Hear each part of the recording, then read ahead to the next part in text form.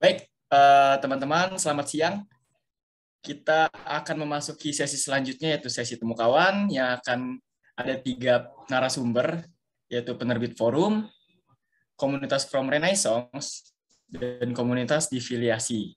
Baik, ini materinya sudah ada dan moderatornya juga sudah ada. Jadi saya persilakan saja langsung ke Mas Moderator ya, Mas Christopher. Waktu dan jaringannya saya persilakan. Terima kasih kepada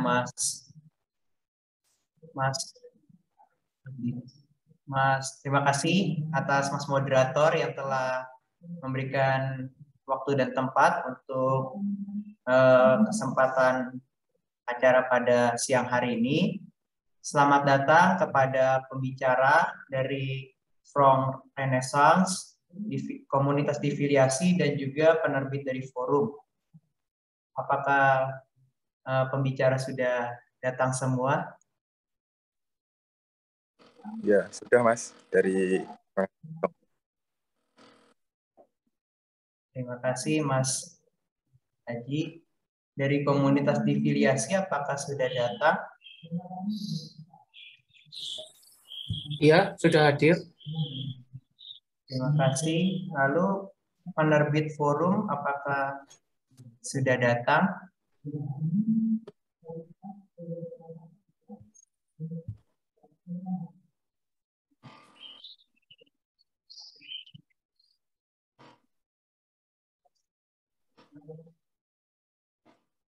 Oke, sepertinya masih belum datang ya.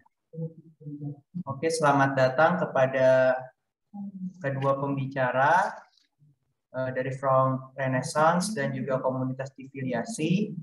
Selamat datang juga peserta Filofest. Pada siang hari ini kita akan mendengarkan sharing dari Mas Aji dan juga Mas Michael. Ya, sebelum memulai temu kawan ini, kami para panitia juga mengingatkan kembali bahwa ada kuis pada hari Sabtu dari 20 November 2021 berdasarkan dari klasmen daftar dari klasmen yang teman-teman nanyakan diakumulasikan dalam bentuk klasmen. Ya, begitu. Jadi teman-teman kalau untuk mengikuti kuis itu bertanya, pertanyaan terbaik akan dipilih oleh moderator dan akan diakumulasikan menjadi klasmen itu dan akan menjadi kemungkinan untuk mengikuti kuis filsafat. Lalu apakah dari komunitas penerbit forum sudah datang?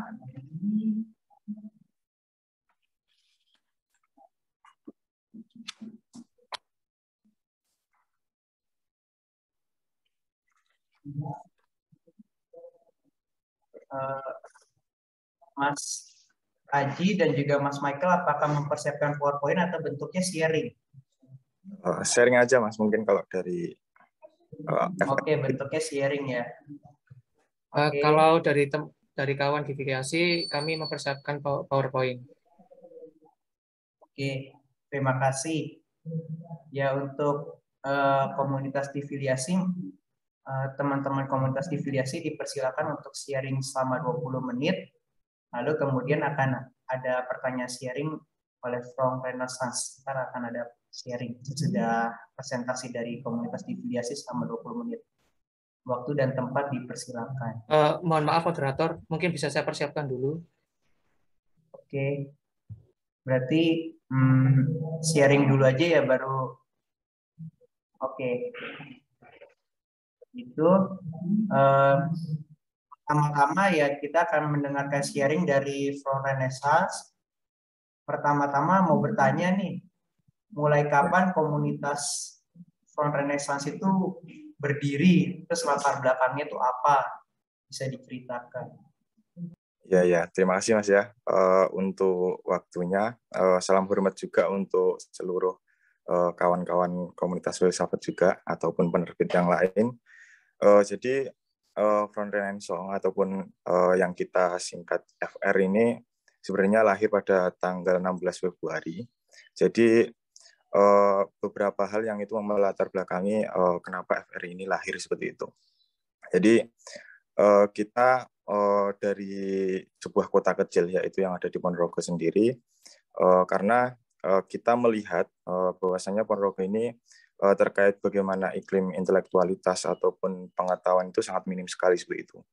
Ada sering sekali beberapa kali komunitas itu muncul di Ponorogo, akan tapi sifatnya itu kurang berkelanjutan ataupun tidak sustainable seperti itu.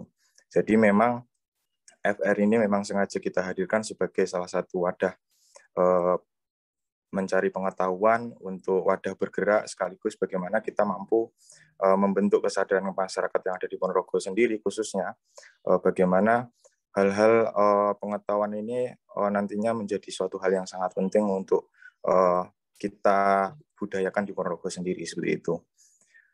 Dan terkait beberapa sejarah juga, pastinya kita juga ada sejarahnya, bahwasanya dulu kita lahir bukan langsung dari FR sendiri, tidak ya, akan tapi kita lahir dari salah satu komunitas pustaka gerilya. Komunitas pustaka gerilya ini merupakan salah satu komunitas literasi yang ada di Ponorogo. Jadi dulu itu pustaka gerilya ada beberapa kelas-kelas di dalamnya. Jadi fungsi kelas tersebut itu salah satunya yaitu untuk pemfokusan anggota-anggota yang ada di pustaka gerilya sendiri seperti itu. Jadi di pustaka gerilya sendiri itu ada 5 kelas, yaitu salah satunya yaitu kelas analisis kelas ataupun perburuan, itu namanya kelas LSP. Ada kelas perempuan, itu namanya forum kajian perempuan. Ada kelas lingkar studi tafsir, itu fokus di tafsir, dan yang terakhir yaitu kelas lingkungan. Dan FR ini menjadi salah satu kelas yang penting di pustaka gerilya, yaitu sebagai kelas pengetahuan seperti itu. Cuma dalam berjalannya waktu, pustaka gerilya ingin memfokuskan diri di wilayah literasi anak seperti itu. Makanya kawan-kawan yang ada di kelas itu memisahkan dengan pustaka gerilya. Yang seterusnya itu kelas-kelas seperti LSP, terus FKP, LST, dan GLH itu berada di bawah naungan Front Renaissance seperti itu, ataupun FR. Jadi memang ada latar belakang kekhawatiran kita ataupun keinginan kita bagaimana sebenarnya iklim pengetahuan yang ada di Ponorogo ini yang nantinya sebagai bentuk pemicu kesadaran masyarakat Ponorogo ini ingin kita hidupkan sebagai masyarakat yang bijaksana ataupun masyarakat yang nantinya mampu berpikir secara kritis seperti itu.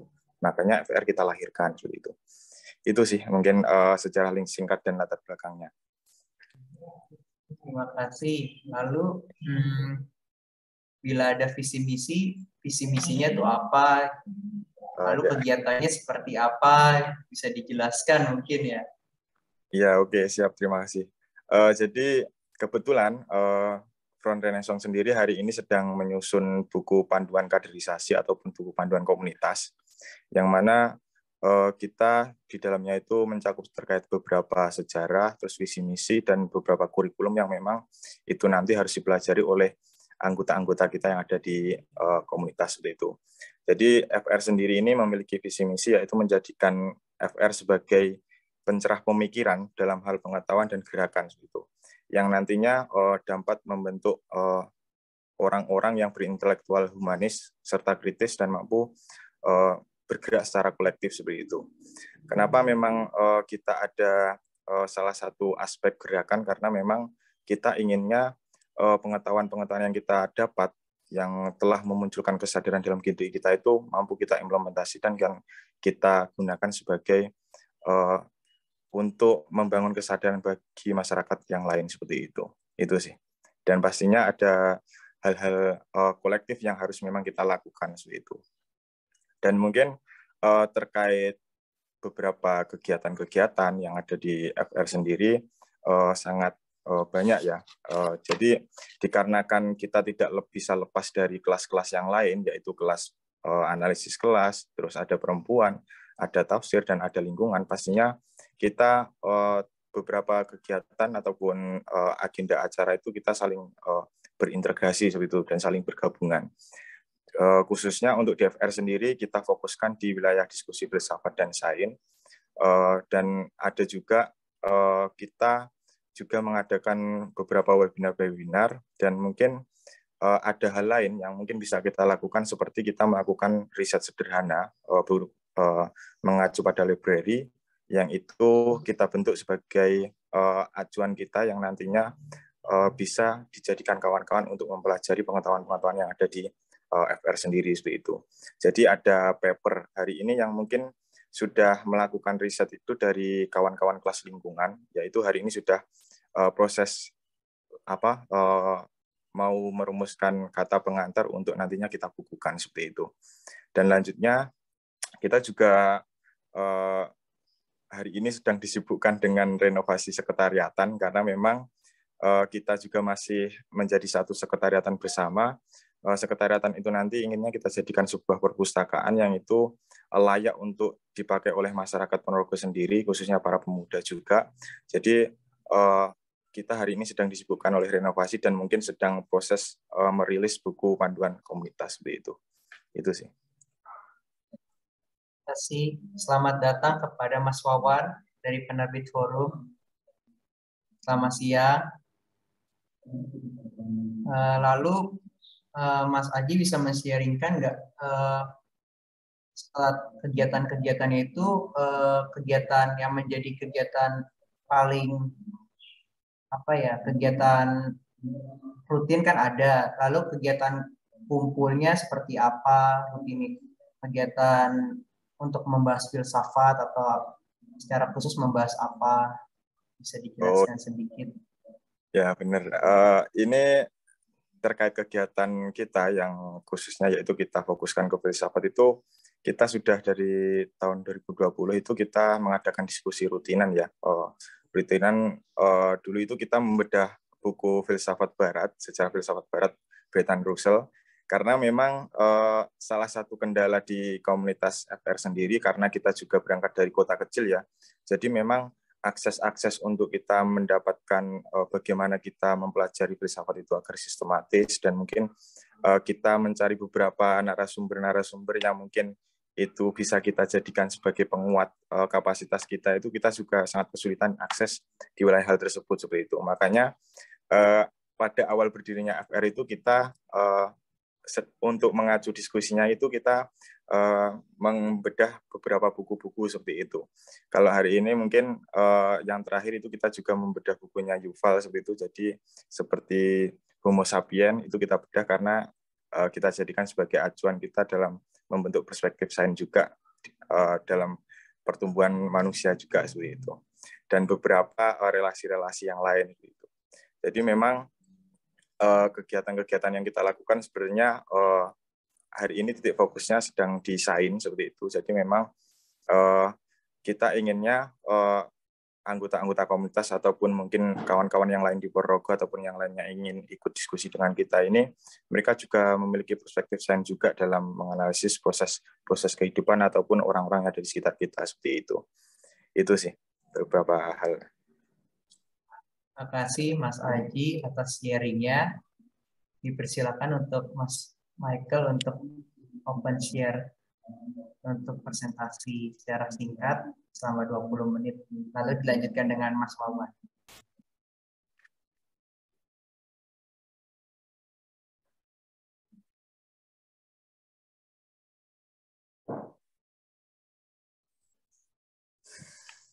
Oke, terima kasih atas kesempatannya kepada Mas Moderator, Mas Christopher. Saya ucapkan pertama-tama terima kasih pada teman-teman dari Philofest ID, seluruh panitia yang memberikan kesempatan buat temu kawan antar komunitas ini. Dan Divilasi yang menjadi salah satu rekan komunitas yang dapat mewakili di sini. Oke. Dan saya ucapkan selamat datang juga buat teman-teman dari seluruh masyarakat filsafat di Indonesia. Itu saya ucapkan selamat datang, dan saya Mikael selaku perwakilan dari komunitas Divilasi, yaitu diskusi komunitas diskusi filsafat lintas generasi. Jadi kami ini komunitas yang awalnya lahir di Surabaya, gitu. Dan kemudian 1 tahun berikutnya, nanti tahun 2018 itu lahir teman-teman di filiasi Malang.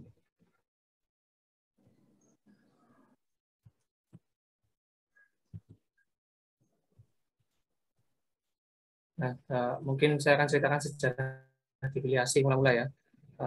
Jadi sejarah difiliasi kami berangkat dari agenda rutin di setiap hari Minggu itu. Pada tahun 2017 kami tergabung di satu komunitas namanya ALS, gitu, Aliansi Literasi Surabaya. Awalnya agenda rutinnya itu kami cuman lapak atau perpustakaan jalanan, dan kemudian dari sana berkumpullah teman-teman dari berbagai universitas, gitu. Nah, awalnya hanya kegiatan sosial, kami memberikan lapakan baca buat teman-teman gitu kan di Taman Bungkul Surabaya. Nah, kami ada kerinduan gitu setelah kami lapakan, kami ke warung kopi gitu kan, kami ngobrol bareng-bareng dengan teman-teman dari berbagai universitas itu untuk punya satu komunitas studi filsafat gitu. Kami ingin belajar bareng-bareng pada saat itu, dan terbentuklah atau tercetuslah difiliasi ini di tahun 2017, tepatnya tanggal 11 November gitu. Terus kemudian sejarah difiliasi Malang ini lahir juga karena dari salah satu anggotanya itu pada saat itu masih kuliah di Surabaya. Terus kemudian ketika dia lulus, karena dia domisilinya ada di Malang, dia merindukan satu komunitas studi filsafat yang pernah dia bangun juga di Surabaya. Nah, kebetulan juga rekan kami ini kemarin ikut menjadi panelis di Filofest gitu. Nah, singkat cerita nih dari salah satu teman kami yang di Malang, ketika dia lulus, dia cukup militan gitu. Dia sampai ada cerita unik dari teman saya itu, militan datang ke kampus UB kalau nggak salah, nyamperin teman-teman FISIP UB yang selalu matkul untuk ditawarin suka filsafat nggak gitu. Nah, kemudian dari situlah difiliasi Malang itu hadir gitu, mulai lahir. Tepatnya tanggal 24 Juni 2018. Nah, wadah atau rumah yang mau menaungi teman-teman di difiliasi Malang itu ada di Kedai Cangkir 13 gitu. Terus ini visi misi teman-teman di difiliasi Malang maupun Surabaya itu kami punya kesamaan, yaitu kami punya harapan bahwa filsafat itu bukan sesuatu yang jauh atau mengawang-awang gitu. Dan bagi kami teman-teman yang murni dari anak-anak yang awam, masyarakat yang ingin belajar filsafat itu, kami ingin membumikan filsafat atau membahasakan dengan bahasa yang paling sederhana. Kalau dari teman-teman Surabaya itu kami sering bicara itu filsafat dengan bahasa becaan gitu. Terus kemudian misi difiliasi Surabaya itu ingin menumbuhkan ekosistem intelektual dengan cara belajar bersama serta memberikan ruang dialog yang terbuka, aman dan nyaman. Nah, jadi intinya teman-teman difiliasi Surabaya itu terbuka banget buat semua elemen masyarakat gitu. Dari teman-teman SMA juga ada, teman-teman SMP juga belakangan bergabung juga sama teman-teman di difiliasi Surabaya. Nah, kami juga memberikan ruang bagi siapapun untuk belajar bareng gitu. Dan juga di difiliasi Malang misinya juga sama, mendiskusikan masalah sosial, budaya, politik, seni, sains, teknologi, dan filsafat terapan yang mudah dipahami. Nah, ini cerita sepak terjang singkat tentang pasang surut difiliasi Surabaya. Nah, awalnya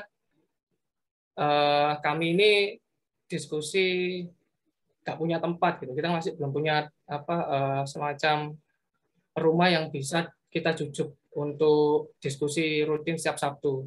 Jadi akhirnya kami kadang-kadang di jalan, gitu, pinggir jalan, kadang-kadang di warung. Sampai pada akhirnya ada salah satu kawan kami memberikan tempat, kemudian dia punya coffee shop and library di mana Kampung Lawas, Jalan Mas Pati, Surabaya. Di sana kami setiap Sabtu melakukan diskusi rutin di sana. Kemudian kami awalnya ketika berdiri di Divisi Surabaya itu tidak ingin punya kurikulum yang jelas. Kami cuma kepingin kumpul aja, terus kemudian teman-teman yang punya dasar filsafat ya monggo ngobrol ngalung ngidul gitu pada awalnya. Sampai satu ketika teman-teman Divisi Surabaya itu mengalami kejumutan gitu atau titik jenuh di mana beberapa teman-teman dari divisi yang awalnya aktif terus mulai hilang satu persatu, terus kemudian dari sana akhirnya beberapa teman-teman divisi yang masih aktif itu ingin menghidupkan kembali gitu divisi. Nah, juga yang menjadi salah satu permasalahan bagi teman-teman divisi pada saat itu di dalam komunitas kami itu sifatnya kayak sesak argumentasi gitu. Jadi wis monggo mau berdebat soal filsafat masuk-masuk aja gitu. Sehingga kalau ada teman-teman baru gitu kan, anggota baru yang hadir, itu kurang merasa ada safe space gitu untuk ketika mereka ingin belajar kok jadinya kayak debat. Nah, dari sana kami memformulasikan kembali, memformulasikan ulang tentang arah orientasi divisi gitu ke depannya. Nah, ini juga divisi dalam Filofest, sebuah pencapaian kolaborasi dua divisi. Nah, lanjutan dari cerita yang sebelumnya, divisi Surabaya sempat mandek, terus kemudian karena ada salah satu teman kami yang di Malang yang masih aktif, terus kemudian ada teman-teman dari divisi Surabaya itu ingin silaturahmi untuk membentuk ulang atau melahirkan kembali divisi ini, arahnya enaknya gimana sih itu. Nah, di ujung tahun 2020 itu Desember tahun lalu kami memikirkan ulang tentang apa sih arah yang mau dituju sama divisi gitu kan, baik divisi Malang maupun Surabaya gitu. Nah, yang akhirnya dari diskusi waktu kami teman-teman Surabaya ke Malang itu menghasilkan ini, kalau teman-teman divisi Surabaya itu lebih belajar tentang filsafat periodik, melacak pemikiran sejarah pemikiran gitu, baik dari Yunani klasik, skolastik sampai postmodernisme gitu. Dan itu masih berlangsung sampai saat ini. Sedangkan teman-teman di divisi Malang itu mereka lebih cenderung diskusi atau temanya itu cabang ilmu filsafat atau lebih ke kelas pengantar filsafat dasar gitu. Nggak jarang juga kalau teman-teman mampir ke sosial media divisi itu, di teman-teman divisi Malang mengangkat tema-tema yang lagi hype, lagi naik daun, tapi dengan pendekatan secara filosofis gitu. Nah, ini sebenarnya umur kami dari divisi Surabaya mungkin sudah 4 tahun ya per hari ini, tapi kami baru mulai menata ulang, merapikan kembali apa yang sempat berserak pada saat lalu itu baru belakangan 1 tahun ini gitu. Nah, kami nyebutnya divisi reborn gitu kan. Nah, pada saat kami main ke divisi Malang, kawan kami yang si Albert Adiputra itu, dia yang menjembatani akhirnya sampai sowan ke beberapa komunitas filsafat gitu kan, LSF Discourse yang ada di Malang itu didatangin sama Dimas untuk adanya kerjasama atau afiliasi untuk menumbuhkan ekosistem filsafat gitu.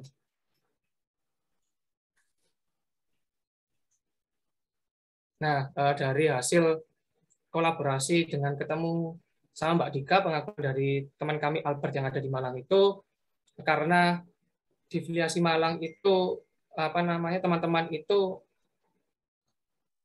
melihat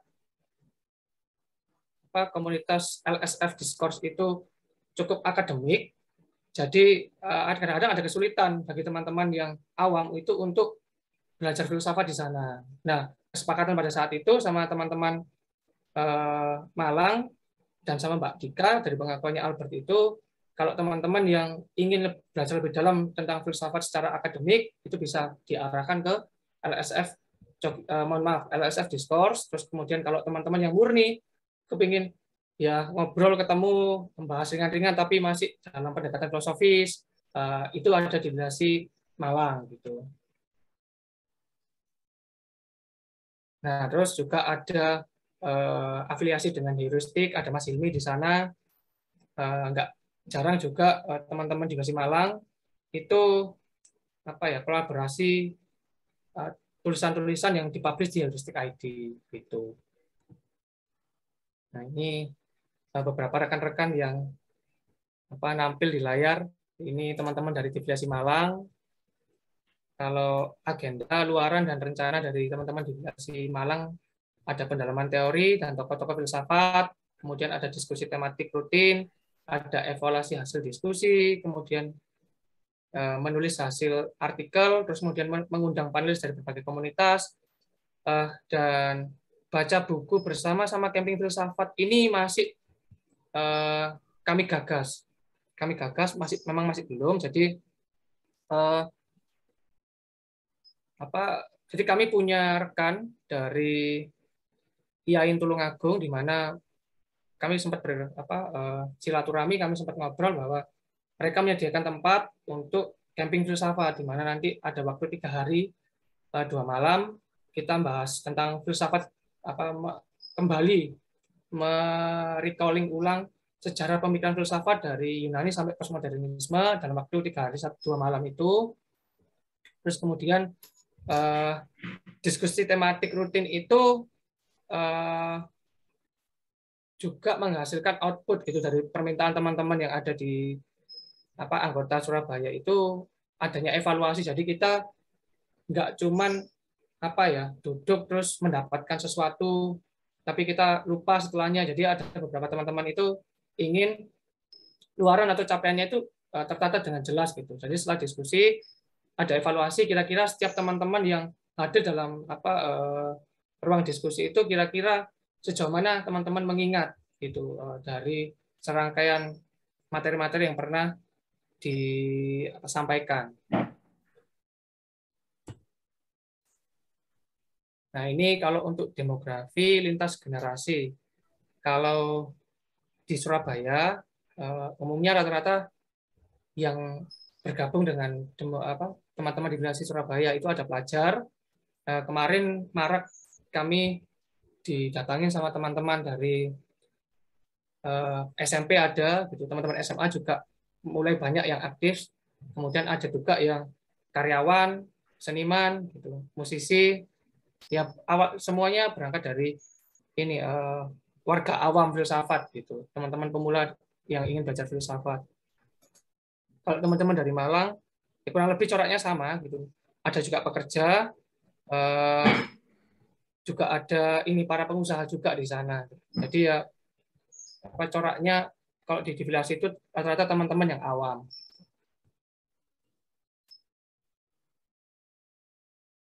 Untuk masalah filsafat di Indonesia ini yang menjadi kendala jadi gini, menurut kami karena kalau dari rekan-rekan di Filiasi Surabaya itu nggak pernah sampai sowan di luar Surabaya, paling mentok ya di Surabaya aja. Jadi kami kurang memahami apa yang terjadi di luar komunitas Surabaya gitu.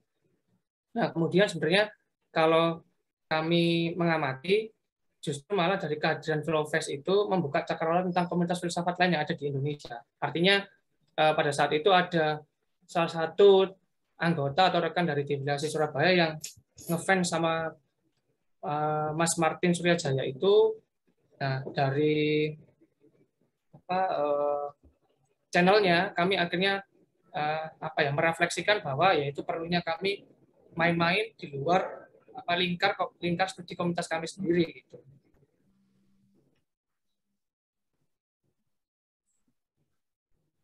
Nah, kalau dari teman-teman yang dari Malang, filsafat yang belum merakyat di Malang. Jadi keresahan dari teman-teman filsafat teman-teman dari Diviasi Malang, ketika kami main bareng, ketika kami ngobrol, menurut mereka yang menjadi sulit itu adalah jargon-jargon. Gitu. Jadi ketika dalam komunitas studi filsafat itu seringkali yang digunakan itu adalah jargon-jargon yang canggih-canggih gitu. Kadang-kadang jargon canggih yang dilemparkan itu lupa disederhanakan sehingga kadang-kadang teman-teman yang awam ini kesulitan untuk mempelajari atau memahami filsafat gitu.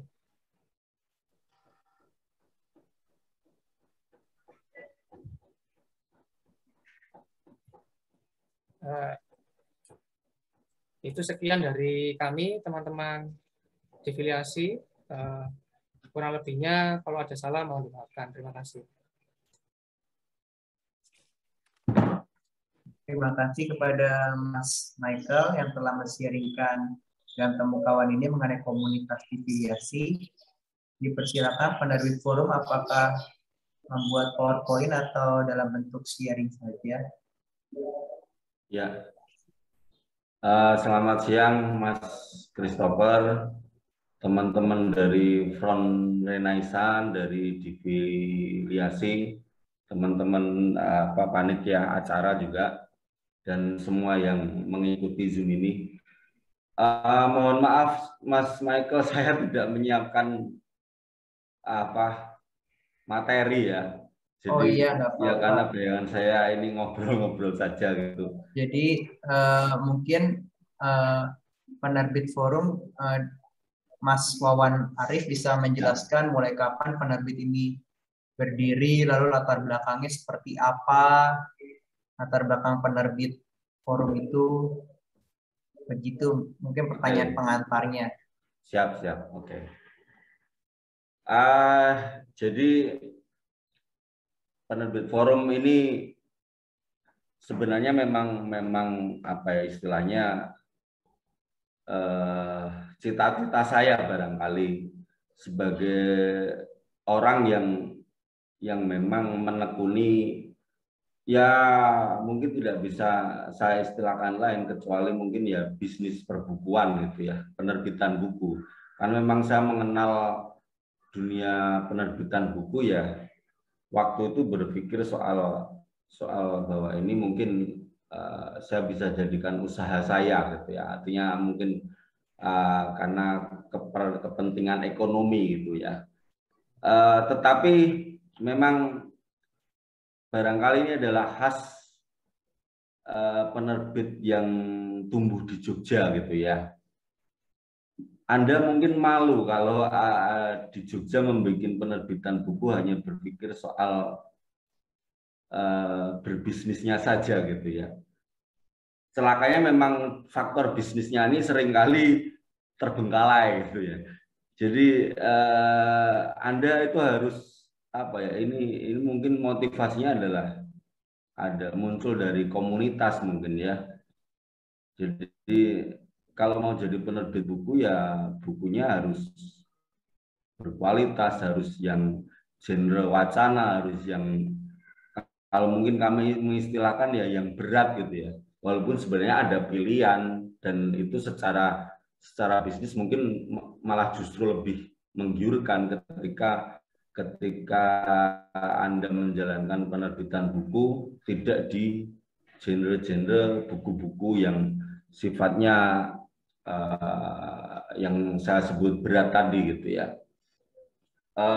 Mungkin saya merasa ada faktor itu ya. Jadi saya mengerjakan banyak jenis buku sebenarnya, menerbitkan banyak jenis buku, tetapi memang dari awal saya punya cita-cita bahwa saya harus punya kami menyebutnya imprint gitu ya, satu bendera penerbitan yang memang saya khususkan untuk buku-buku yang seperti saya cita-citakan. Sebenarnya kalau saya agak ragu apakah ini masuk di ranah filsafat atau enggak, karena memang kami lebih identik pada buku-buku tasawuf gitu ya. Tetapi saya kira dalam banyak titik pertemuan ya tasawuf dan filsafat ini tumpang tindih gitu ya. Artinya ya mungkin bisa dikatakan satu genre gitu ya. Jadi kami lebih fokus kepada apa istilahnya, atau mungkin filsafat Islam gitu ya. Jadi dari pemikir-pemikir Islam. Kami pernah sejauh ini, mungkin saya runut dulu ya. Jadi Penerbit Forum adalah salah satu cita-cita saya gitu ketika memang memulai dari untuk terjun di penerbitan buku. Saya pribadi mengenal dunia penerbitan buku sebenarnya sudah sejak reformasi gitu ya. 98, di mana di Jogja juga tiba-tiba muncul banyak penerbit yang waktu itu disebut penerbit rumahan, atau mungkin hari ini lebih dikenal dengan penerbit indie gitu ya. Yang ya mereka nekat saja bermodalkan naskah-naskah yang memang dalam kurasi mereka ini menarik untuk dipublikasi gitu ya. Tetapi kalau Penerbit Forum sendiri mungkin terbit pertama baru 2012 gitu ya. Jadi ya hampir 1 dekade gitu ya. Tetapi kami memang tidak terlalu produktif karena memang sampai hari ini Penerbit Forum mungkin baru sekitar 40-an judul gitu ya. Tetapi yang mengagetkan sebenarnya dari beberapa judul itu ada yang sepertinya tidak berhenti diapresiasi pembaca gitu ya. Mungkin barangkali ada teman-teman yang pernah mendengar salah satu yang jadi identitas kami itu adalah Fihi Ma Fihi, karya Jalaluddin Rumi gitu ya. Kalau mau berhitung sampai hari ini mungkin buku ini jadi ini terbit pertama 2013 saat itu mungkin media sosial belum semeriah sekarang gitu ya. Kalau saya boleh mengklaim yang mengenal Rumi di tahun itu mungkin ya baru para pengkajinya saja gitu ya. Tapi sejak 2016 saya sendiri terkejut, Rumi menjadi sangat quotable gitu ya dalam bahasa saya. Hampir semua orang mengquote syairnya, membaginya di media sosial, dan itu impact-nya luar biasa buat kami gitu. Jadi sejak 2016 terhitung ya, mungkin buku ini tidak berhenti kami produksi. Jadi walaupun ini agak kontraproduktif ya, mengapa sekian hampir 1 dekade hanya 40 judul itu, karena memang waktu itu mungkin hampir dalam kurun 4 tahun sendiri kami itu konsentrasi terus untuk artinya berpikir bahwa ini harus ready stock gitu ya. Sambil kami kami menerjemahkan karya-karya Rumi yang lain. Ya ada Masnawi, ada Rubaiat, ada Diwan Sang Tabriz, sampai terakhir ada surat-surat Rumi. Kami menemukan sekitar 150-an surat Rumi yang memang ditujukan kepada para penguasa di zamannya, para sahabatnya itu ya. Artinya ada satu keterkejutan dari kami sendiri bahwa buku yang dulu kami sebenarnya kalau memilih ya itu tadi, mungkin ketika lebih mementingkan bahwa ini menjadi satu identitas, sebenarnya kami lebih mungkin siap saja ketika memang penjualan buku-buku di penerbit forum ini memang tidak apa ya istilahnya, mungkin tidak fast moving gitu ya. Hanya mungkin ya cetak terbatas saja, mungkin dimulai dari 100, 200, 300 eksemplar. Kalau sudah beredar, mungkin nanti kalau memang apresiasi pembaca bagus, biasanya muncul kebutuhan lagi, kemudian ya kami cetak terbatas lagi ya. Tetapi beberapa judul ternyata memiliki momentum lalu sangat luas gitu ya, artinya pembaca yang mengapresiasinya. Terakhir kami setelah banyak menerjemahkan Rumi,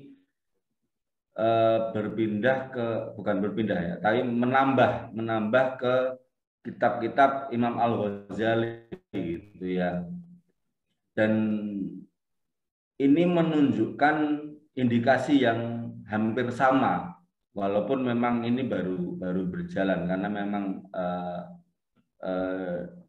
dulu kami pertama ini yang kami terbitkan dari kitab Al-Ghazali, dari ini terjemahan dari Tahafut Al-Falasifah, kemudian versi Indonesianya kami juduli Kerancuan Filsafat, walaupun di lapangan sering diplesetkan sama teman-teman Keracunan Filsafat begitu. Ini kami menangkap saat 2 tahun, mungkin 1 tahun terakhir ini kajian tentang Imam Al-Ghazali tumbuh gitu ya, tumbuh dan ini berimpact juga pada permintaan orang terhadap buku Imam Al-Ghazali yang kami terbitkan gitu ya. Memang tidak sedahsyat Rumi ketika tadi saya ceritakan di 2016 ke atas gitu ya. Tetapi itu tetap pertumbuhan itu tetap mengejutkan buat kami. Jadi selain ada hal-hal yang priceless gitu ya, kalau saya menganggap menerbitkan buku-buku yang bertema filsafat atau tasawuf gitu, ada hal-hal yang priceless gitu ya. Nggak laku nggak apa-apa, tapi kami ada kepuasan gitu. Ada kepuasan ketika menghadirkan satu buku yang memang kami anggap penting gitu ya. Tetapi ternyata apresiasi masyarakat terhadap buku-buku jenis ini juga ternyata tinggi gitu ya. Jadi kadang bingung juga kalau memang ada survei Indonesia tingkat bacanya rendah gitu. Sebenarnya kalau di lapangan ada indikasi-indikasi yang mungkin perlu direvisi juga, karena memang kami melihat hari ini anak-anak muda pun sangat gemar terhadap kajian-kajian keilmuan gitu ya. Dan seperti yang saya ceritakan tadi, ada beberapa buku yang dengan genre seperti di penerbit forum ini justru secara penjualan yang awalnya memang kami juga meragukan, tapi secara penjualan ternyata memang melebihi dari jenis-jenis buku lain yang sebenarnya kami maksudkan untuk karena mengikuti pasar gitu ya. Itu kemudian mungkin kalau kendala gitu ya. Jadi kalau saya meyakini secara pembaca pembacanya itu luas gitu. Bahkan sebenarnya PR-nya tinggal bagaimana menularkan itu kepada generasi berikutnya yang hari ini sangat dibantu dengan media sosial gitu. Banyak sekali saya mengamati penerbit atau mungkin toko buku online gitu yang memainkan konten dengan sedemikian rupa gitu, mengutip mengutip pemikiran-pemikiran filsuf gitu ya. Meskipun saya nggak tahu itu dikategorikan sebuah tulisan filsafat atau tidak gitu ya. Hanya mengutip quote-quote gitu ya. Tetapi dengan begitu memang itu menjadi magnet buat generasi sekarang untuk mengenal genre semacam filsafat, tasawuf dan lain-lain gitu ya. Kalau kendalanya mungkin begini, karena memang kami fokus pada buku atau mungkin naskah yang statusnya public domain gitu ya. Kami memang memilih naskah-naskah klasik gitu ya, untuk yang memang secara hukum itu kan memang sudah menjadi ya public domain, itu artinya siapa saja boleh memanfaatkan meskipun untuk kepentingan komersial gitu ya. Jadi kendalanya di situ adalah kami menemukan penerjemah yang memang qualified gitu ya. Memang berat gitu ya. Jadi pekerjaan penerjemahan di Indonesia sendiri mungkin saya belum menemukan ya ada satu penerjemah yang memang fokus kegiatannya memang menerjemahkan saja. Mungkin ada mungkin kan, tapi saya yakin belum banyak gitu ya. Sehingga sulit ditemukan gitu ya. Saya seringkali bertemu dengan penerjemah yang memang dia punya fokus pekerjaan utama, mungkin dosen, mungkin istilahnya dia mungkin peneliti di mana, atau ya pasti punya pekerjaan tetap gitu ya. Ada juga yang salah satu penerjemah kami itu sebenarnya dia agen wisata internasional gitu ya. Jadi sering berpindah-pindah negara tapi sambil mengerjakan apa yang menjadi kesepakatan kami. Jadi kendalanya mungkin itu ya, menemukan penerjemah yang punya kualifikasi. Kalau sekedar skill translate gitu mungkin banyak. Dosen-dosen muda pun saya pikir banyak, tetapi yang memahami apa naskah yang diterjemahkan ini yang susah itu. Artinya kalau menerjemahkan Rumi ya kan harus tahu betul karya-karya Rumi gitu ya. Yang menerjemahkan Al-Ghazali ya harus tahu betul karya-karya Al-Ghazali ya. Itu dari mana ya? Tentu saja tidak hanya karena sekali dua kali baca gitu, tapi memang harus sudah ada jalan panjang untuk mengkajinya. Itu kendala pertama. Kendala kedua ya karena memang kami memang masih fokus pada naskah-naskah yang sifatnya public domain yang terbuka.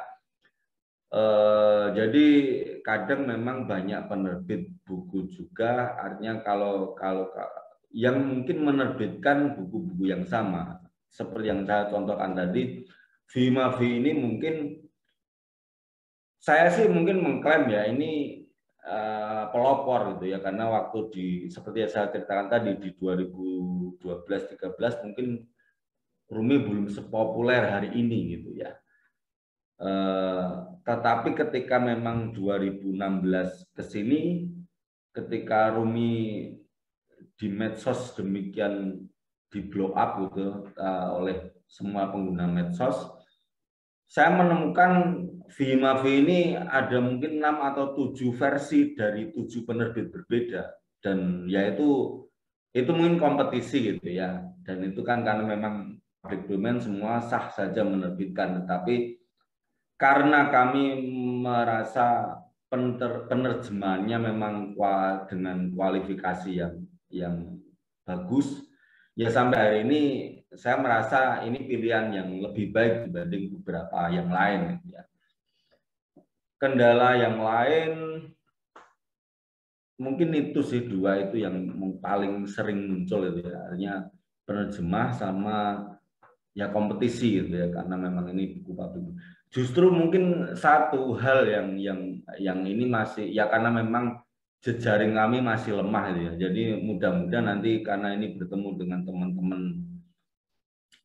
setidaknya ada Font Renaissance, ada Difiliasi gitu ya. Sebenarnya kami terbuka untuk menggarap tulisan-tulisan dari ya teman-teman, artinya yang memang dari lokal Indonesia gitu ya. Tetapi memang jejaring kami masih lemah gitu ya. Masih ya, kalaupun 1-2 kadang nyantol, sudah artinya komunitas itu mungkin sudah punya semacam jejaringnya sendiri dengan penerbit lain. Jadi mungkin melalui Temu Kawan ini saya menyatakan membuka diri sebenarnya untuk bekerja sama. Artinya ada hal yang sifatnya memang apa istilahnya profesional antara penerbit penulis gitu ya. Tetapi jauh di balik itu saya pikir ada hal yang mungkin bisa digerakkan bersama.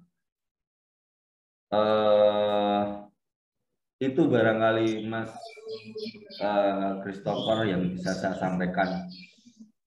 Terima kasih Mas Wawan. Kalau boleh tahu tuh sarana promosinya tuh Penerbit Forum seperti apa? Bisa di-sharingkan sedikit promosinya? Ya. Penerbitan bukunya.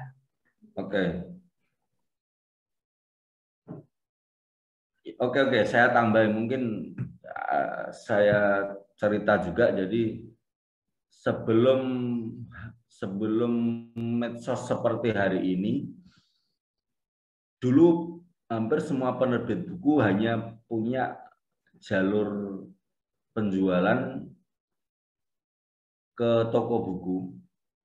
Ini yang umum ya, artinya semua mungkin punya peluangnya sendiri-sendiri. Tetapi saya menggambarkan pola umum. Jadi dulu mungkin satu-satunya jalur penjualan itu ya toko buku.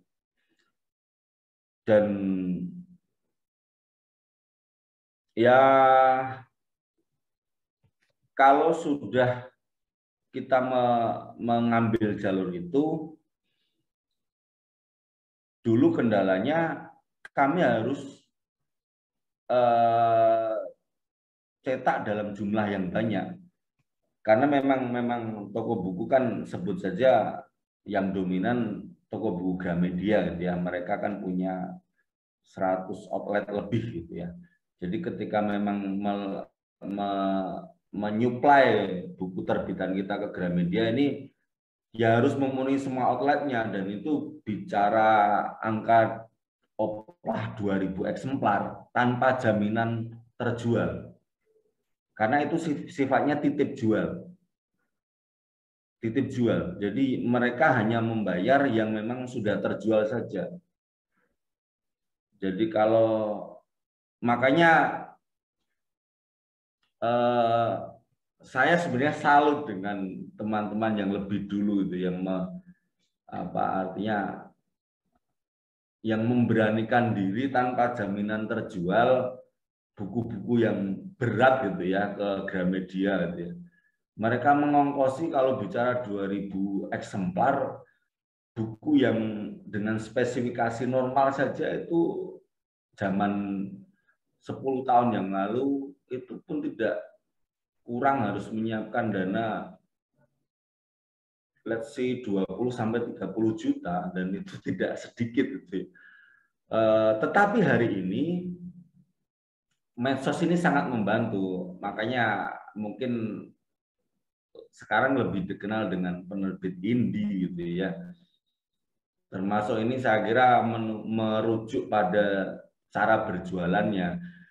Bermain-main saja dengan konten-konten di medsos, menjaring calon pembaca dan pembeli. Terkumpul 100 ya kita sediakan dulu 100 eksemplar, itu kan malah modalnya lebih kecil gitu ya. Karena memang hari ini pun teknologi cetak memungkinkan untuk itu. Kalau dulu mungkin memang cetak itu harus banyak. Hari ini cetak 1 eksemplar pun bisa gitu ya. 10 eksemplar pun bisa gitu ya. Jadi ini sebenarnya mendukung. Jadi malah saya kira hampir semua penerbit yang memang kapitalnya terbatas gitu ya, hari ini sebenarnya sangat menikmati bagaimana promosi dan jualan di online itu. Belum lagi ada marketplace gitu ya. Penerbit Forum sendiri yang memanfaatkan itu. Jadi kami hadir di semua medsos. Ya tinggal mungkin search saja kata kuncinya pasti Penerbit Forum gitu ya. Di IG ada, di Twitter ada, di fanpage ada gitu. Kami juga menjual sendiri melalui marketplace meskipun kami mengandalkan juga teman-teman toko buku online yang sekarang ini tumbuh banyak gitu ya. Dan mereka justru menurut saya ya, karena saya sudah generasi imigran medsos sebenarnya.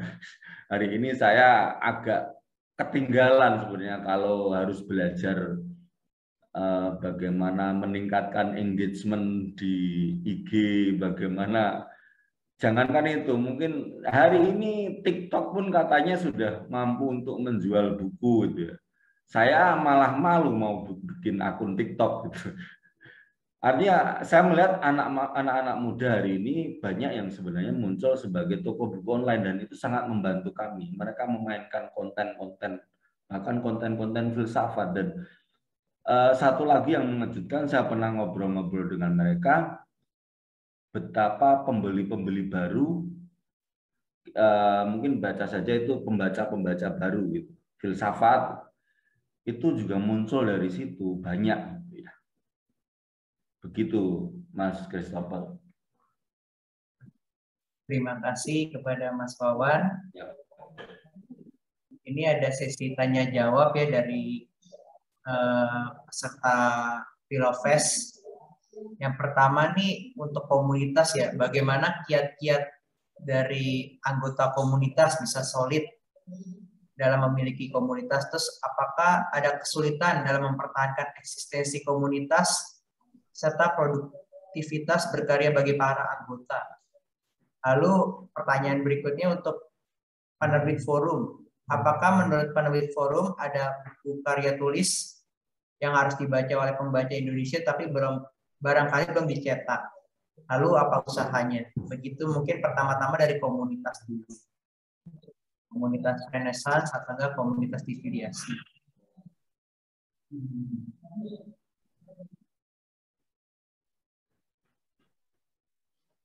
Iya, mungkin dari FR dulu, gimana bisa moderator? Silakan. Ya, jadi kalau dari FR sendiri ya, pastinya beberapa hal yang mungkin bisa sebagai penguat solidaritas di internal komunitas sendiri, saya rasa memang kawan-kawan yang ada di anggota yang ada di komunitas itu perlu kita gali ya terkait potensinya juga seperti itu, karena memang itu menjadi salah satu cara agar kita bisa melibatkan mereka dalam seluruh kegiatan yang ada di komunitas seperti itu. Dan pastinya kita juga nantinya dari hal-hal tersebut itu kita bisa angkat eksistensi, karena memang personal branding dari masing-masing anggota komunitas itu juga dirasa penting seperti itu, yang nantinya pasti juga akan mempengaruhi eksistensi komunitas juga gitu. Karena terkait eksistensi komunitas juga di FR sendiri itu kita dalam upaya untuk mempertahankan hal tersebut, memang kita sering menjalin komunikasi dengan komunitas lain, kita hadir di kegiatan-kegiatan mereka. Begitu pula sebaliknya, ada beberapa komunitas-komunitas yang ada di sekitar kita itu kita libatkan dalam kegiatan kita juga seperti itu. Dan selain itu, untuk menjaga eksistensi komunitas, mungkin kita juga ada distribusi kader ya, ataupun distribusi anggota. Di situ salah satu fungsinya yaitu untuk membudayakan iklim diskusi ataupun pengetahuan mungkin di organisasi-organisasi lain seperti itu. Karena dari FR sendiri, jadi anggota kita itu juga masih banyak sekali, karena kita notabene dari mahasiswa, jadi fokus mereka juga masih terpecah-pecah, makanya kita godok di FR sendiri, nantinya kita distribusikan mereka untuk menguatkan iklim-iklim diskusi yang ada di organisasi lain juga seperti itu.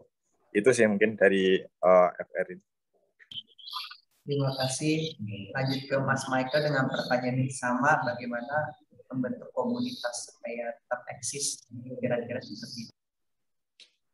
Oke. Baik, terima kasih untuk kesempatan dan pertanyaannya. Kalau dari teman-teman difiliasi sendiri, bagaimana kami menjaga atau meruat sense of belonging itu dengan cara Kami menciptakan ruang di mana belajar itu sebenarnya bukan hal yang menyeramkan, tapi belajar itu bisa seperti ruang bermain.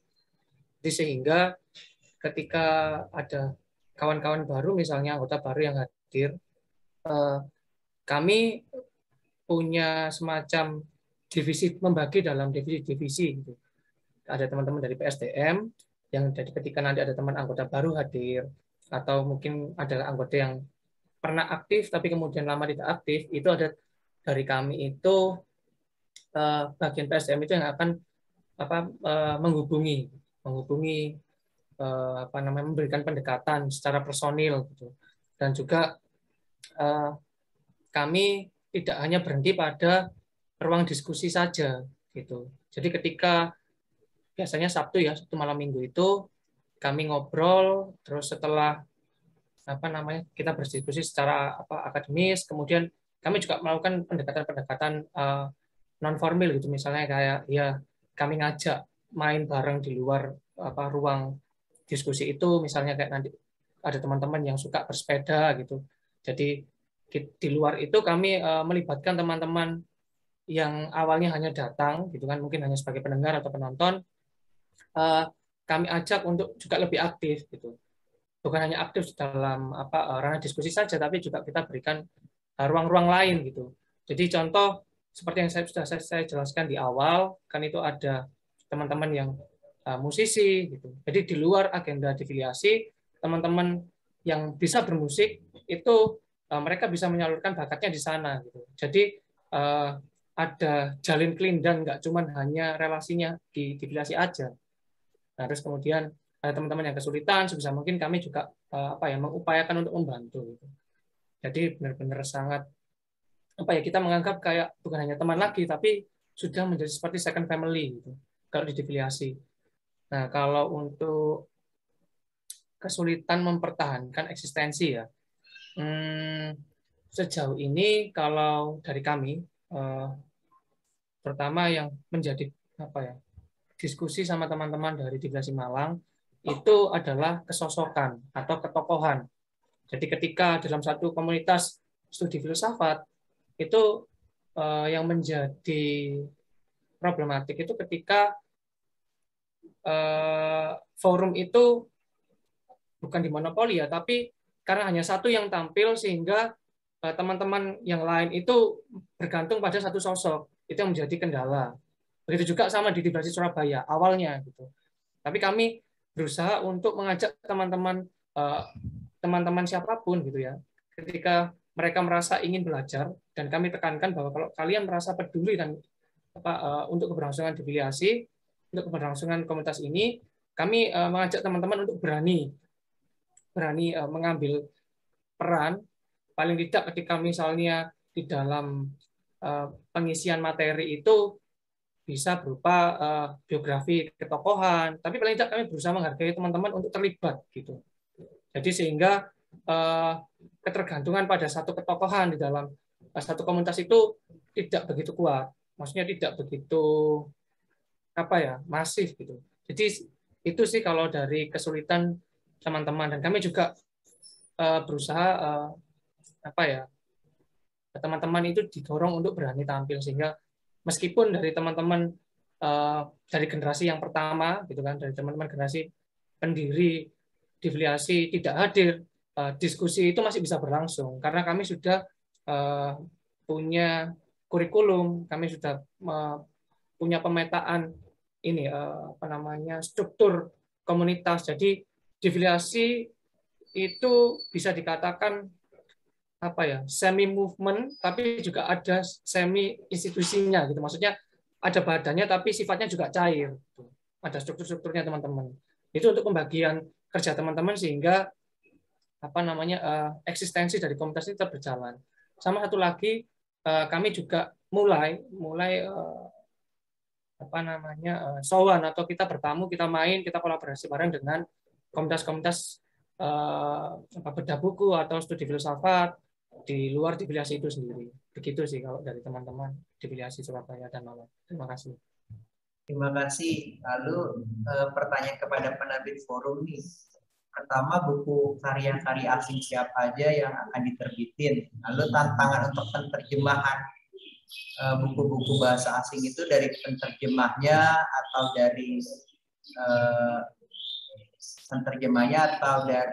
penerbitnya atau juga dari bahasanya. Begitu bisa dijawab. Silakan Mas Wawan Arif. Oke, mungkin soal penerjemahan tadi sudah saya singgung banyak ya. Kalau bicara karya-karya lokal yang belum diterjemahkan, saya kira masih banyak gitu ya. Hari ini kami sedang menyiapkan, sedang menerjemahkan diwan-diwan puisi-puisi tasawufnya Ibnu Arabi gitu ya, karena kami melihat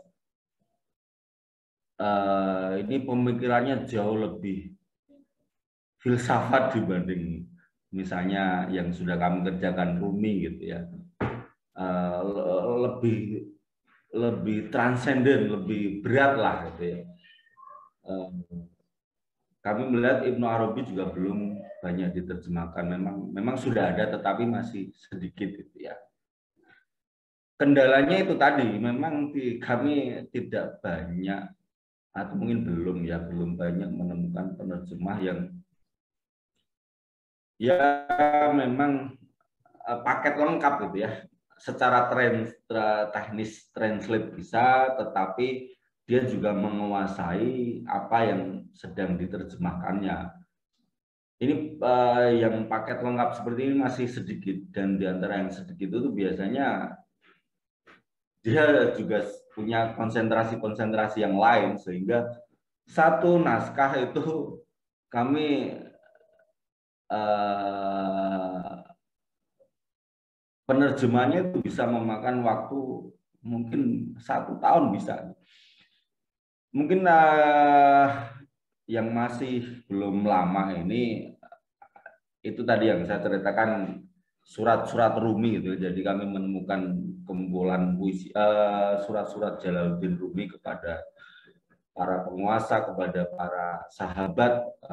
Jadi kalau ini kan filsafat banget ya. Jadi kalau para pemikir berdialog itu kan tradisinya lewat surat begitu ya. Dulu Freud sama Jung aja kan bertengkarnya aja lewat surat gitu ya. Itu di para filsuf Islam juga terjadi.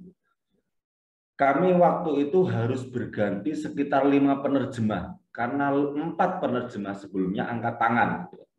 Karena memang harus menelusuri beberapa konteks yang muncul di surat itu, dan itu kesulitan. Dan kami baru menemukan satu teman yang ini memang muncul dari komunitas tertentu, dan dia memang apa sih, siap mendedikasikan waktunya untuk menerjemahkan surat-surat itu pun memakan waktu hampir 1 tahun. Jadi kalau bicara dari gagasan pertama sampai akhirnya buku terbit, bahkan mungkin butuh waktu 2 tahun gitu. Itu mungkin juga faktor mengapa tadi saya sebut dalam 1 dekade ternyata kami baru menghasilkan 40-an judul gitu ya. Mungkin kendalanya di situ, salah satunya itu ya. Ada apa ya? Mungkin ya ini sih lebih kepada guyonan saja di komunitas kami gitu ya. Kalau nerjemahin Ibnu Arabi yang sedang terjemah ini, biasanya para penerjemahnya akan terekstase oleh puisi-puisinya, kemudian akan stres gitu. Jadi ini saya setiap hari sedang memantau tim penerjemahnya untuk apakah mereka sedang terekstase atau tidak. Ya, ada guyonan-guyonan seperti itu ketika menghadapi apa mungkin istilahnya ya naskah-naskah yang memang genre-genre tasawuf atau filsafat gitu ya. Itu sih mungkin tadi memang sudah saya singgung banyak juga soal penerjemahan. Terima kasih Mas Wawan. Dipersilakan kepada Saudara Teguh, Mas Teguh, untuk memberikan pertanyaan. Boleh open mic, dipersilakan. Oke. Suara saya bisa diterima? Terdengar. Ya. Terima kasih atas waktu yang diberikan pada saya. Saya bertanya pada ini dua komunitas ya. Ini sama mungkin komunitasnya. Ini mengenai komunitas filsafat dari ditinjau dari keanggotaannya itu, apakah anggota-anggotanya itu merupakan kaum terdidik, misalkan dari universitas atau kuliah atau yang sudah lulus, apakah juga boleh hal-hal yang tidak dalam ranah pendidikan umum gitu. Soalnya ilmu filsafat itu kan susah dipahami orang, tidak semua. Bahkan kalau dikaitkan dengan komunitas juga beragam kan, komunitas kayak misalkan komunitas motor itu kan nggak berorientasi pendidikan, semua ada orang masuk. Tapi kalau ranah filsafat itu kan tidak semua orang, karena kan bahkan ada yang mengatakan filsafat itu bahasa yang tinggi susah dipahami. Nah, apakah ini terkait dengan program gitu. Programnya itu apakah bersifat internal anggota ataukah juga mengadakan program-program yang melayani eksternal, mungkin antar komunitas pada waktu-waktu tertentu. Terus yang ketiga di situ, apakah ada kerjasama dengan instansi, dengan kerjasama instansi terkait mengenai kegiatan-kegiatan yang tertentu hingga nanti melahirkan yang namanya bakti sosial sebagai bentuk kiprah komunitas kepada masyarakat. Jadi komunitas itu juga melibatkan diri kepada masyarakat, tidak hanya intern anggotanya, tapi juga mengabdi pada masyarakat. Sebagaimana komunitas-komunitas lain yang saya amati juga mengadakan hal yang sama. Terus untuk penerbit, di sini parameter apa yang mengidentifikasikan bahwa tulisan itu bisa lolos ke dalam bentuk penerbitan? Komponen-komponen apa yang diperlukan?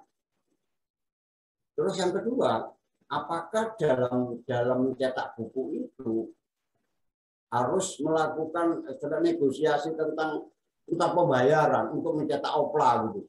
Sebab ada penerbit yang mensyaratkan pembayaran di muka dari jumlah opla 20%, 30%. Dan ada juga penerbit yang menggratiskan. Jadi penulis tidak perlu bayar, tapi nanti dalam taraf penyeleksian dari karya tulis yang diajukan. Saya kira itu aja pertanyaan saya. Terima kasih. Terima kasih Saudara Teguh. Untuk pertanyaan pertama untuk komunitas ya. Pertama, apakah di dalam komunitas itu hanya orang terdidik atau boleh siapa saja? Lalu yang kedua, apakah sudah terikat dengan instansi pendidikan tertentu? Dipersilakan untuk antara Front Renaissance dan juga komunitas difiliasi untuk menjawab. Mungkin komunitas difiliasi dulu Mas Michael ya menjawab. Oke, terima kasih untuk kesempatannya Mas Moderator dan pertanyaannya dari Bapak Teguh Imanto. Kalau dari difiliasi Surabaya, karena semangatnya kami itu semua Pak berangkat dari teman-teman yang ingin belajar filsafat. Artinya kami tidak berangkat dari akademis filsafat murni. Gitu. Nah, tapi kami punya satu kesamaan dan semangat yang sama, yaitu kami berangkat dari anak-anak literasi. Kami sama-sama suka membaca, Pak. Nah, kalau untuk keanggotaan, kami bersifat umum. Jadi dari teman-teman yang bukan dari akademisi ataupun bukan dari universitas sekalipun, kami sangat terbuka untuk kita belajar bareng di sini. Nah, baik di Malang maupun di Surabaya, karena semangat kami tadi di awal sama, kami ingin membumikan filsafat atau kita bisa ngobrol filsafat tapi dengan bahasa becaan misalnya gitu. Terus kemudian Tetapi kami juga mempertimbangkan, Pak, atas dasar interpretasi daripada filsafat itu sendiri. Kalau misalnya tidak ada teman yang ekspertis di bidangnya atau mahir di bidangnya, karena akan menjadi multitafsir. Gitu. Nah, untungnya di teman-teman di filiasi Surabaya maupun Malang, terutama di Surabaya kemarin, kami kedatangan 2 teman dari filsafat UGM, dan mereka domisili Surabaya, dan mereka tergabung menjadi saudara keluarga besar di filiasi.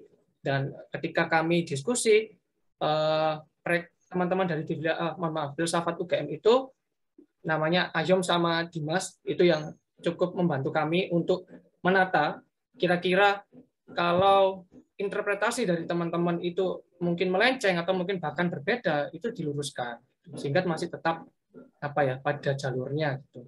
Terus kemudian tadi yang kedua pertanyaannya, apakah sudah menjalin hubungan dengan instansi? Kalau untuk di filiasi Surabaya kami sempat menggagas, bahkan kami punya arah ke sana, Pak. Kami mau berkolaborasi dengan beberapa instansi tertentu gitu. Memang karena ada beberapa anggota dari teman-teman di filiasi itu bekerja di satu instansi pemerintahan gitu. Nah, kami pada saat itu ingin bikin podcast sama PGRI misalnya, atau dengan dinas pendidikan misalnya. Nah, kita berusaha mengangkat itu, namun sejauh ini masih kami masak dulu, kami pertimbangkan karena terkait dengan sumber daya manusianya, Pak, itu kemampuan dari teman-teman, itu kesanggupan. Karena ini kan sifatnya komunitas ya, nggak ada kewajiban, cair gitu. Jadi ada arah ke sana, tapi kami masih mempertimbangkan. Kalau dari teman-teman di filiasi Surabaya maupun Malang seperti itu, Pak. Saya kembalikan ke moderator. Terima kasih. Terima kasih Mas Michael. Dipersilakan untuk Mas Haji untuk men-sharingkan pertanyaan.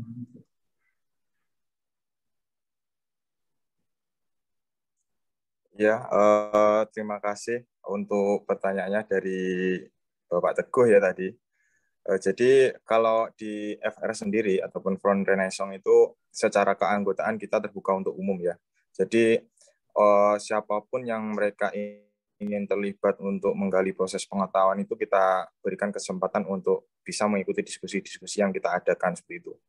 Cuma dikarenakan ini salah satu pembahasan di FR sendiri, yaitu merupakan pembahasan filsafat, makanya ada orang-orang yang mungkin tertarik dengan diskusi filsafat untuk masuk ke dalam komunitas kita seperti itu. Karena intinya ingin mendalami filsafat itu, mereka tidak hanya sebatas momentum saja seperti itu. Jadi ketika ramainya diskusi filsafat, tapi bagaimana proses pembelajaran mereka itu juga sistematis dan teratur juga seperti itu. Jadi ada keterlanjutan. Makanya kita juga memberikan penawaran-penawaran kepada orang-orang yang mungkin ingin ikut diskusi kita seperti itu. Dan seluruh kegiatan-kegiatan yang dilakukan oleh FR sendiri, kita terbuka untuk umum juga seperti itu. Kita mengadakan webinar, kita mengadakan diskusi ataupun kegiatan-kegiatan yang lainnya. Dan mungkin ada pertanyaan satu lagi, yaitu terkait kerjasama dengan beberapa instansi ya. Jadi kalau di FR sendiri, karena kita sudah memutuskan bahwasanya kita salah satu komunitas gerakan, jadi kita tidak ada namanya kerjasama dengan instansi lain ataupun sampai terkait keuangan dan lain-lainnya, itu kita pure dari kawan-kawan yang ada di komunitas sendiri. Seperti itu sih. Terus mungkin perlu kawan-kawan yang lain juga tahu. Jadi di FR sendiri kan ada beberapa kelas. Jadi diskusi kita tidak hanya cenderung di filsafat ataupun sains saja, tidak. Tetapi juga ada lokus pengetahuan yang lain, itu dinaungi oleh beberapa kelas juga, seperti perburuan, perempuan, terus tafsir, dan lingkungan. Jadi orang-orang yang nantinya terlibat dalam diskusi kita itu macam-macam. Ada yang latar belakang buruh, ada yang latar belakang dari supporter bola, ada belakang orang-orang pekerja juga seperti itu. Jadi memang macam-macam, variatif sekali kalau terkait keanggotaan di FR sendiri seperti itu. Cuma kalau FR mungkin lebih fokusnya ke filsafat dan sains gitu. Itu sih kalau dari FR.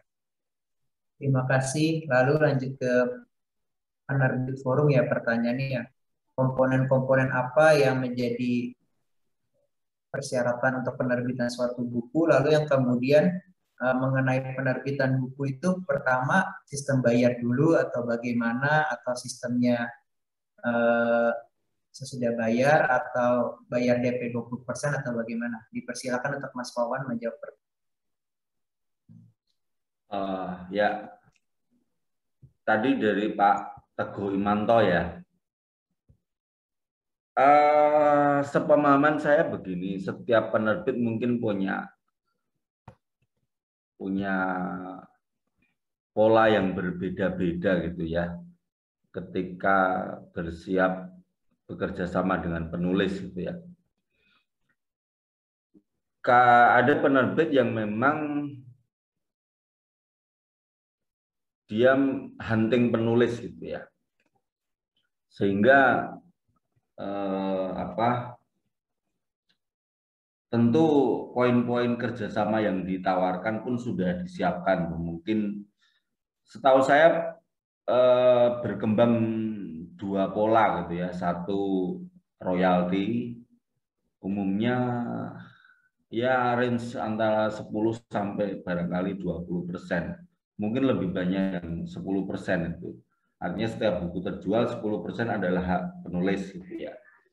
Ada yang polanya itu kalau istilahnya itu di penerbitan buku itu beli putus gitu ya. Jadi penerbit akan membeli naskah tersebut gitu ya, dengan tidak artinya bahwa nanti buku itu punya penjualan berapa sudah tidak jadi kewenangan dari kerjasama itu, tetapi memang penulis sudah diberi haknya dengan pola beli putus itu, dan itu biasanya merujuk pada satu angka. Misalnya naskahnya dibeli 5 juta gitu ya, mungkin karena menimbang ketebalannya, menimbang kontennya, menimbang temanya gitu ya.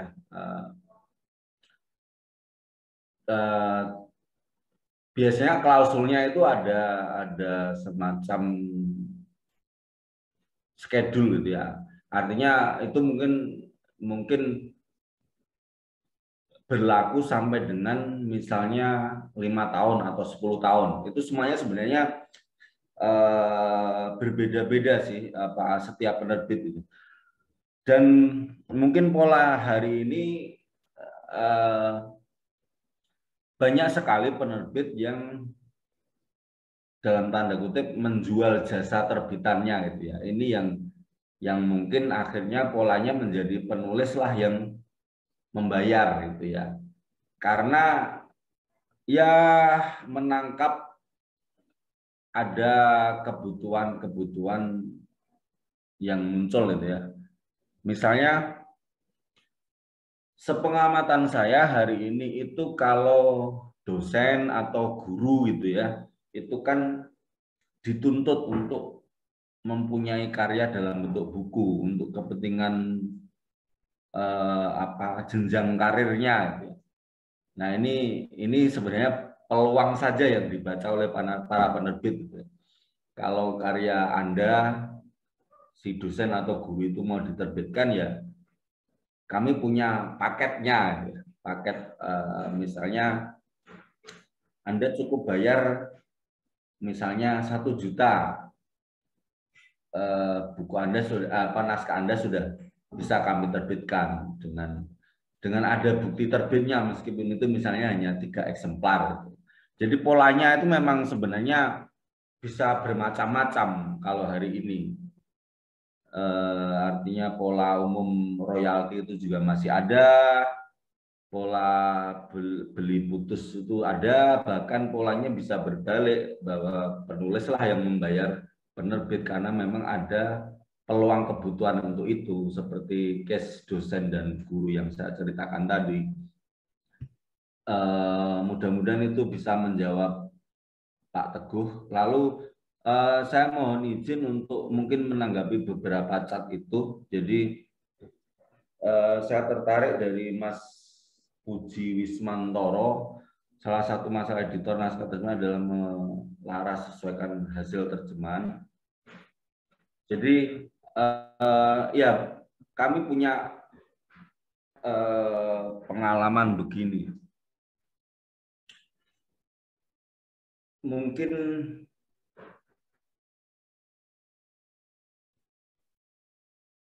kalau teman-teman mengikuti, salah satu isu yang pernah muncul tentang karya-karya Jalaluddin Rumi adalah mungkin kalau saya menyebutnya orientalisasi karya-karya Rumi gitu ya. Jadi dalam puisi-puisi Rumi itu kan seringkali sangat kental gitu ya, menyebut cinta, menyebut hasrat gitu ya, atau mungkin itu apa birahi gitu ya. Tapi buat para pengkaji dan memang yang mempelajari Rumi dari dulu yakin bahwa hal-hal seperti itu adalah tetap dalam konteks hubungan dia dengan Tuhan gitu. Cinta ya cinta dia dengan Tuhan. Tetapi dalam penilaian banyak pihak, terutama justru ini komunitas-komunitas di Turki sendiri, di Persia gitu ya. Mereka sedang mencoba mengembalikan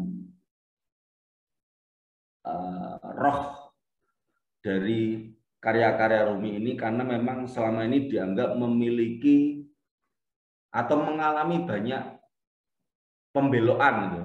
Setidaknya mungkin pendegradasian. Jadi kalau bicara cintanya Rumi ini seolah-olah cinta makhluk laki-laki kepada perempuan misalnya. Misalnya ada satu syair yang mungkin paling saya hafal barangkali ya. Ucapan selamat tinggal itu hanya untuk mereka yang mencintai dengan mata, tidak dengan hati dan jiwa. Artinya karena mungkin saking romantisnya puisi-puisi Rumi ini seringkali dianggap ini cinta antara laki-laki dan perempuan. Nah, ada banyak gerakan yang memang ingin mengembalikan positioningnya bahwa cinta dalam semua karya Rumi itu ya cinta manusia, makhluk kepada kholiknya, pada penciptanya. Tantangannya di situ.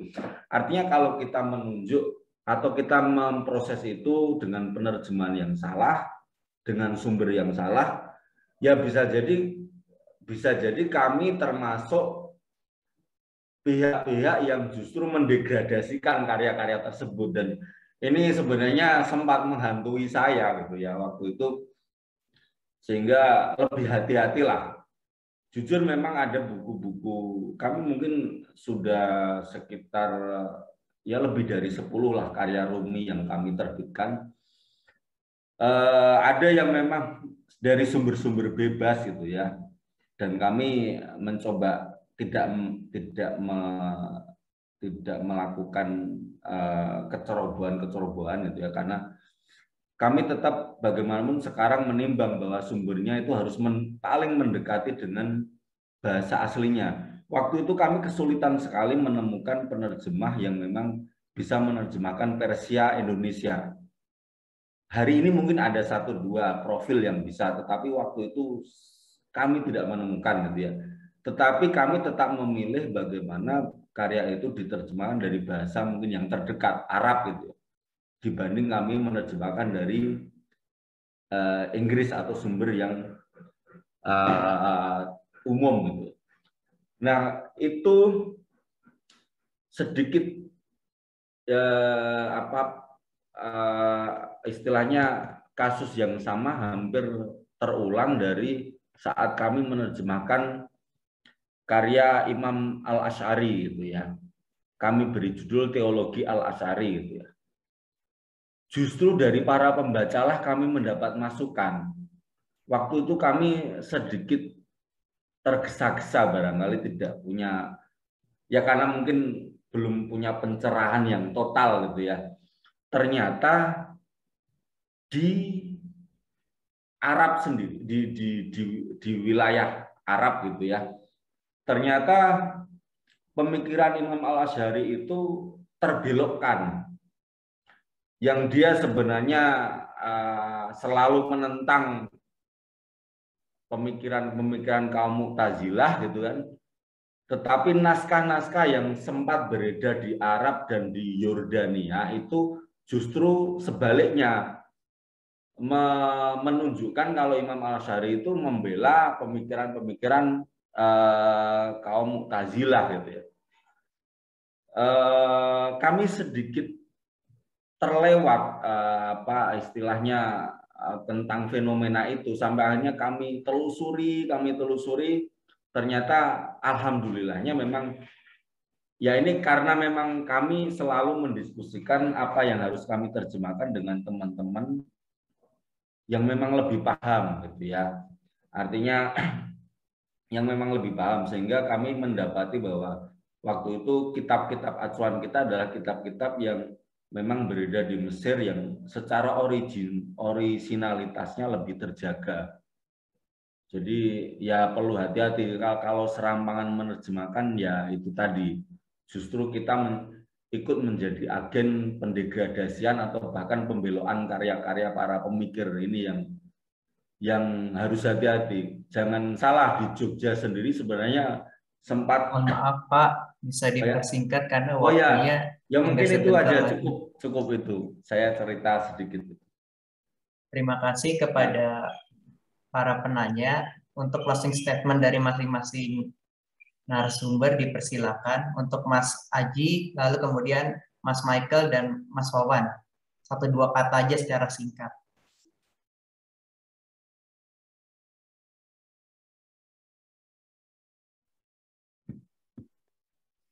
Oh iya, sebelumnya saya ucapkan terima kasih banyak kepada seluruh panitia dari Pilofest ID ya. Sangat senang sekali Front Line Song diberi kesempatan untuk bisa temu kawan komunitas di acara ini, dan semoga kedepannya aktivitas-aktivitas filsafat seperti ini masih bisa berjalan secara terus-menerus, terkhusus di Indonesia sendiri, dan mungkin harapannya mungkin kedepannya bisa menggandeng komunitas-komunitas yang lain mungkin yang berasal dari kota-kota kecil juga seperti itu, yang notabene sangat kesulitan sekali terkait akses bagaimana bisa mempelajari filsafat dengan baik seperti itu. Dan saya ucapkan terima kasih banyak kepada panitia dan seluruh kawan-kawan komunitas dari diviliasi Mas Michael dan Penerbit Forum juga. Mungkin itu sih yang bisa saya sampaikan. Terima kasih banyak Mas Aji, dipersilakan untuk Mas Michael untuk kata 1-2 kata-katanya untuk kata penutup. Oke, terima kasih buat kesempatannya. Kalau dari kami, teman-teman diviliasi, sekali lagi mengucapkan besar terima kasih atas diadakannya Festival Filsafat dari Filofest ini di seluruh Indonesia. Itu sangat membukakan cakrawala bagi kami tentang ekosistem atau saudara-saudara di luar Surabaya yang sama-sama menjadi pelaku maupun pegiat filsafat.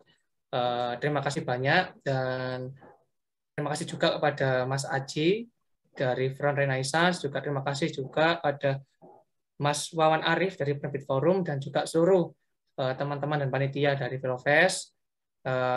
Saya mewakili teman-teman terbuka untuk tergabung nantinya atau kita bertamu dan main suatu saat bila dimungkinkan ke tempatnya Mas Aji, maupun Mas Wawan dan teman-teman yang lain. Begitu dari saya. Terima kasih. Selamat siang. Terima kasih Mas Michael. Dipersilakan untuk Mas Wawan untuk memberikan 1-2 kata-kata secara singkat. Ya,